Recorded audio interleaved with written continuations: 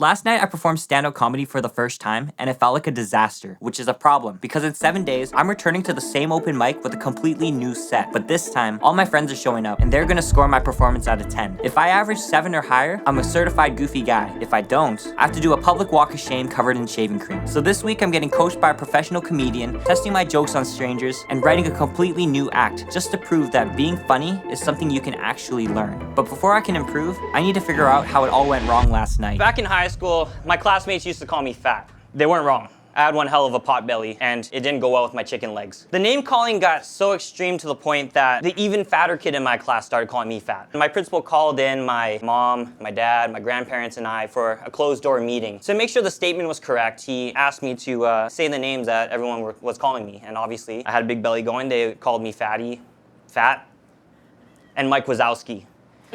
I could see my mom and dad analyzing me from head to toe, and they nodded in agreement.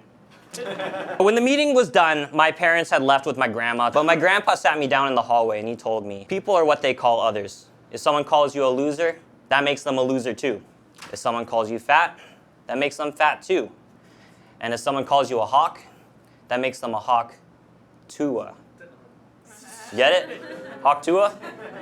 All right, that's all I got. Thank you so much, guys. But if you gotta ask them if they got it, oh boy. This is my comedy coach, Tyler Wood. Hi, Tyler Wood. He's here to get me out of the woods, if you know what I mean. This is why I hired him. Do you understand like how to make a joke? Do you understand what makes it funny? Honestly, no. Bullshit out for me here. I like that rule of thirds. What is the rule of 3? I don't know. I use it in my scripts. You set up a pattern and you violated it. The first two, fat, fatty, it's setting up a pattern that like, it's things derived from the word fat. And then Mike Wazowski, it's violated an expectation. It's a surprise. I need to surprise them with the punchline. That is the most important thing that when you're writing, you go back to. That's what you need to focus on. I need a notebook. I feel like that makes you look legit. Don't worry about looking like a legitimate comedian. If you want to look like a legitimate comedian, you can pick up a drug habit. I think that's a good place to start. Let's give me homework. Okay. Free write for at least 20 minutes 3 times and then see what you can pick out of that. For 20 minutes, don't stop writing. That's about it. How's that for some homework? A little on the light side, but I come from white people, so we don't like homework. I'm not kidding. I'm staying at this desk for the next 6 hours. Hell yeah. Sounds good, Cameron. I'll catch you later. See ya. I lied. I fell asleep for 4 hours, then ended up at my friend's place to listen to Drake's new albums, but... Good morning, Pookie. It's currently Saturday morning. The show is on Wednesday night, so we have 5 days to get something going. However, Tyler and I plan to meet Monday morning to work on the set, so really I have 2 days to come up with something. And 2 days to make a 3-minute rough draft doesn't sound too bad, but I'm having a hard time laying down the foundation, so I'm starting to feel the pressure. But you know what they say. Pressure makes random Chinese guys put themselves in uncomfortable situations for the sake of content. I'm gonna work now. I went on a little grind typing out whatever comes to mind. Originally, I was gonna get a notebook and write out my ideas on paper, but I decided I wanted to save the turtles or whatever. Here's the work I put in about an hour. I thought it was pretty good. The biggest obstacle I've had these last couple hours isn't coming up with ideas, but it's choosing ideas that won't cross this arbitrary line that I've created for myself. I'm trying to keep it YouTube friendly. If the performers are anything like my last show, there's gonna be a lot of adult only jokes. So I see that as an opportunity for me to stand out by saying more appropriate things. I'm just coping at this point. After a couple hours of hard work, I decided to take my talents elsewhere. I'm contacting my friends to make sure that they can make it on Wednesday, and then I'm gonna start working on the script. You know you're in trouble when you're having writer's block on your 3rd day of trying stand-up comedy. My friend Aaron showed up to comfort me as I reflected on my life decisions. Here's a big hug. Here. Cam has some really good stuff. I think he's just really tired right now. You've been working at it the whole day, right? Yeah. You have all that stuff inside already. Rest and then come back and I'm sure he'll find the gold. At this point, I'm gonna need more than rest. I'm gonna need some talent. There's not a single funny line inside of that paragraph that I wrote today. Looking through my ideas, I'm having a hard time elaborating on the details to make it a funny idea to bring on stage. I also have a feeling that my friends are out to get me and I'm gonna be losing a losing battle, if that makes sense. I need some sleep. Good morning, princess. It's currently 11 a.m. Last night was the best sleep I had this entire week. I slept like 10 hours. So although I'm in a bit of a time crunch, the goal's pretty simple. Just get the jokes done. But there is something else I have up my sleeve tonight. Oh yeah, and I decided I'm gonna switch to paper. I didn't like turtles anyways. I also realized that I have a 3-hour work session with Tyler tomorrow. If I just come up with a rough draft, we can totally work together to refine it and make sure that things are ready to go. So it's time to work. Let's do this. The footage doesn't really do it justice, but I swear I was on a hot streak. I actually got a lot done. But is it good? No, but it is something to work with. But wait, first we need to travel back in time to when Tyler said, Living in the shame of a bad joke and a bad bomb and a bad experience, you learn so much more from that. what's going on, YouTube? We're out here at the beach, gonna talk to some strangers, tell them some jokes. Hopefully they like them. All right, what's green and fuzzy, has 4 legs, and will kill you if it falls from a tree? What? A pool table. I think the Rainforest Cafe is taking the rainforest theme a bit too far. One time I was eating chicken tenders there, and they bulldozed 40% of the restaurant. What did the squirrel say to the hammerhead shark? I don't know. What did it say? Dua Lipa.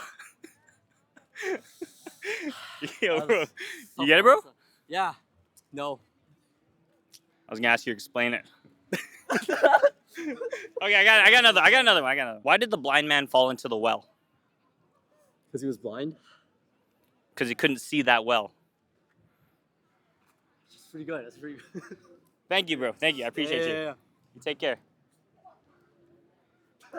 Like, weirdly, I think that helped my confidence. So today we got a rough draft done, got some reps in, faced some embarrassment. Now I really wonder what Tyler thinks of this. I'll be honest with you. The thing that's with me the most is that you said, let's see what Tyler thinks of it. I'm like, damn, using me for content too. I wasn't expecting that. Tyler, that's literally why I hired you. When people are like, hey, I have this long thing, I need you to edit it, a ton of it is cutting stuff and rearranging small things. You do have to take your brain and kind of grind at it. Here, I'll share this Google Doc with you. I felt like a useless member in a group project, except it's literally my own project. Tempted to just cut this, change this, just change this, put that here, cut this. What do you think all that? I'm honestly glad that there's actually a set. That was my biggest fear. I'm gonna go try talking out loud in my garage or something. There you go. Foster some of the mental illness that comedians have. Yeah.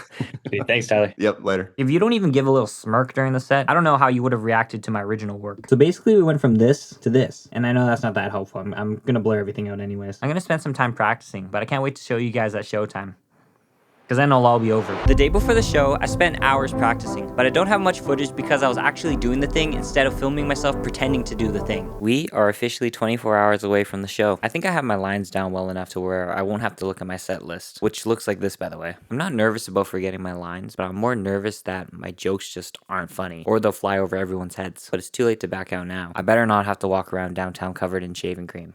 Is that even legal? Anyways, I don't really have much time during the day to practice, so I'm gonna have to just show up and do a couple run-throughs and pray for the best. So good night, and I'll see you there.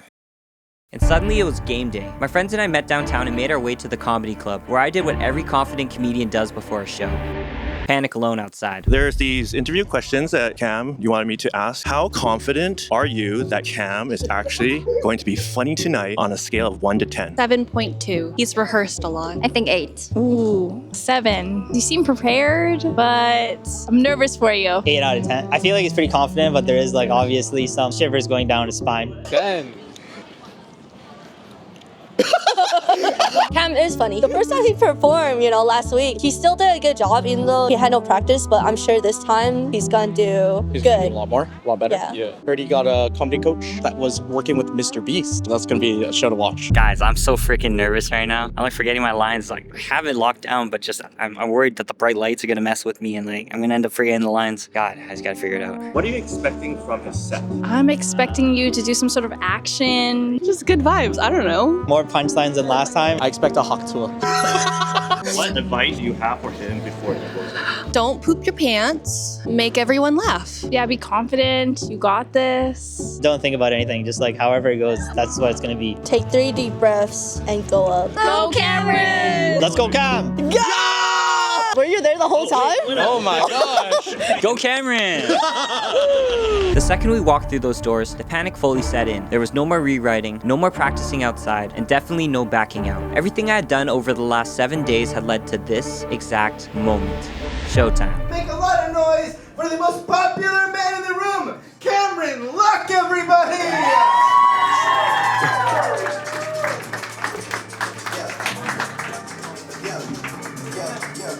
I always get flagged by airport security. It's the scanner, and it always catches the same spot.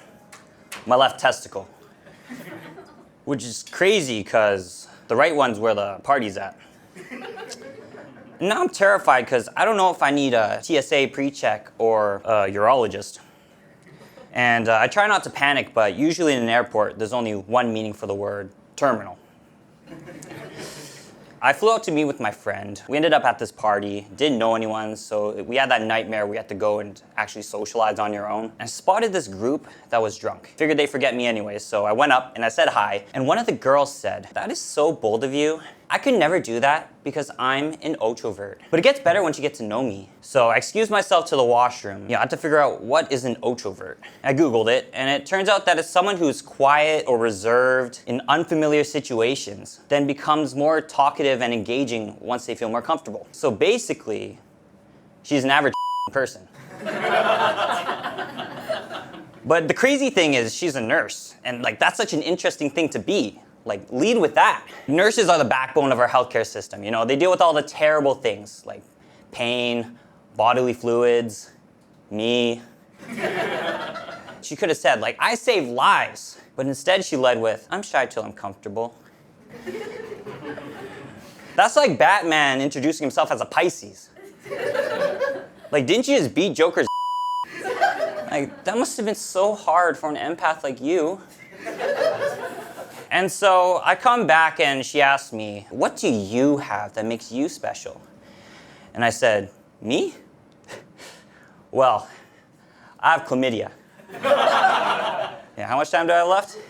You have a minute and 15 seconds. So, yeah.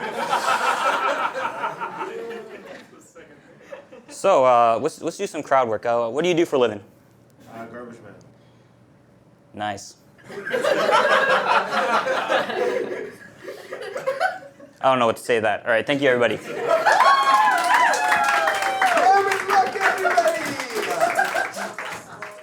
How do you feel? I think the group saved you with the laughter. Daniel saved you. I heard the little squawk from Daniel, and I was like, I didn't think it was that good, but... My friends are gonna rate my performance out of 10, and the average of their scores is gonna determine what happens next. And you guys already know. I gave Cam an 8.1 because I really liked the chlamydia part. This is our final rating. Damn! No, it's good. It was good. I didn't really know what to expect, you know what I'm saying? And for some reason, the final friend vote went to the guy who thinks my target audience is toddlers. What do you do for a job? Garbage man. Oh. We kid friendly, right? I'm gonna give him a 6-7. We respect my children audience. Thank you. Thank you. After my friends voted, I landed at an average score of 7.4 out of 10. But the final vote belonged to the one person who actually knew what he was talking about. Ah, man. I want you to work at it. I want you to get better. I feel like if I want you to get better, I can't tell you that you did fine. You did exactly where you need to be. If I'm going to look at the overall thing, you didn't really start picking up stuff until the halfway point. You paid for help. So I don't know if I'm going to attribute that to you. I'm going to have to give you a 4. A 4? A 4? Because if I do some math, that means you got to cover yourself in shaving cream, doesn't it? Yeah. And I got to tell you, as a comedian, that's the funniest outcome. I'll be honest, becoming a stand-up comedian in 7 days is not possible. The comedians I shared the stage with are so much farther along this endless path to getting better, and I have a long ways to go before I can give myself that label. But I think that's what made this week so fun. It gave me a tiny glimpse of what it takes to make people laugh. And more than anything, I'm grateful I have friends who will show up to watch me perform a 2-minute comedy set at 10:30 p.m. on a Wednesday night and make the dumbest ideas feel worth doing. And a huge thank you to Tyler, because without him, who knows what would have happened. My main takeaway is that there's lots of ways to create a joke, but sometimes, the joke just writes itself.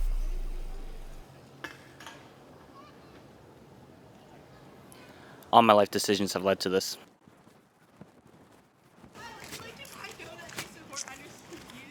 Okay, I'll buy donuts to support underserved youth. Thank you. Thank you so much. Yeah. Thanks, guys. Thank you. So is it a steak? Sorry? Is it a steak? A steak? A steak. Steak? Bachelor party. Oh, no. All this for 20 subscribers.